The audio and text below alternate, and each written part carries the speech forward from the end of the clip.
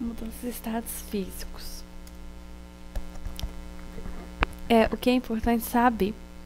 O estado sólido é onde as partículas estão mais próximas e elas expõem-se ordenadamente. Elas apenas podem vibrar. Têm um formato próprio e volume constante, por causa que elas estão muito próximas. São mais densas que a maioria dos líquidos e que todos os gases. E são muito difíceis de comprimir. Já no estado líquido, elas já têm mais liberdade. Elas estão um pouco mais afastadas que nos sólidos, movem mais livremente, têm a forma do recipiente que se encontra e um volume constante. Também são difíceis de comprimir e apresentam movimentos de vibração, rotação e translação. Então, por estar mais afastada, ela tem mais liberdade que no estado sólido e menor densidade.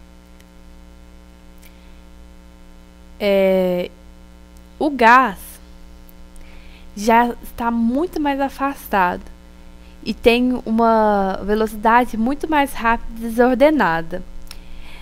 Tem a forma do recipiente que se encontra, não tem volume constante, pois expande-se com facilidade e pode comprimir também com facilidade. Os movimentos de rotação, translação, vibração são maiores que nos líquidos. Isso aqui é importante saber, são as propriedades. Mudança de estado. Você tem um sólido e vai passar para líquido, ele sofre fusão.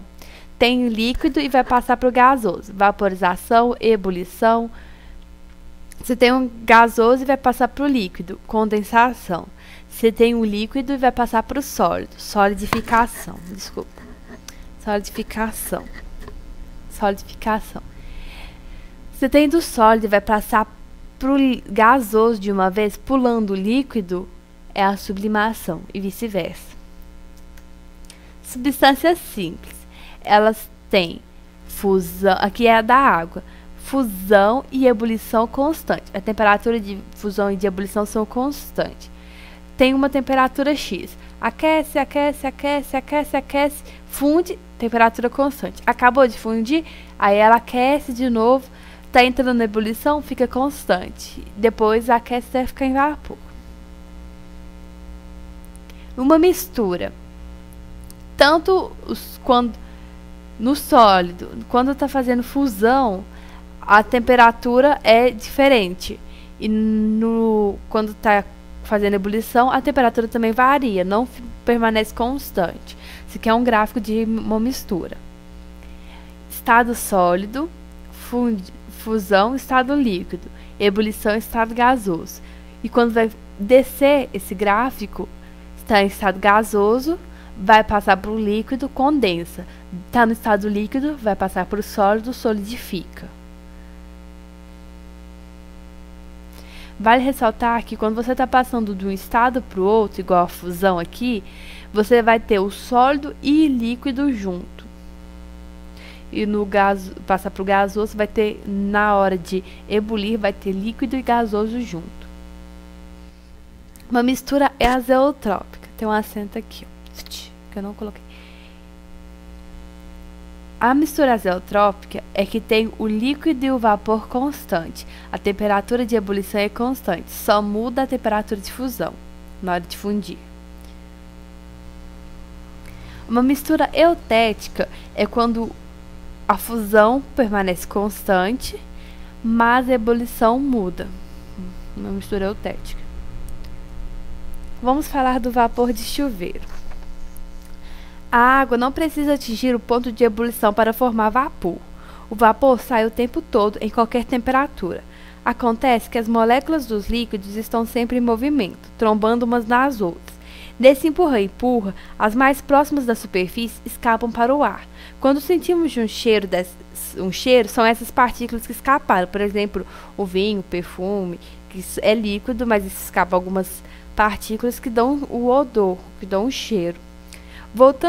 Não todas, mas a maioria, tá, gente? Voltando à água, quanto mais quente ela estiver, mais fácil para as moléculas se soltarem.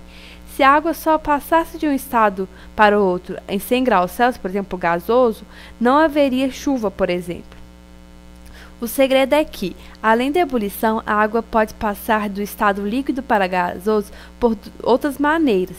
Uma delas é a calefação, que é a mudança quase imediata de estado. Ela ocorre quando você joga uma água numa chapa quente, por exemplo. A segunda é a evaporação. Para evaporar, a água precisa estar só um pouco mais quente do que o ar. E aí que entra o chuveiro. Ele consegue gerar essa diferença de temperatura para fazer com que a água vire vapor. As gotinhas que caem a uma temperatura de pelo menos 20 graus Celsius superior à do ambiente têm boas chances de evaporar. O que define o estado físico da água é a agitação das partículas. Quanto mais agitado, maior será a temperatura do líquido.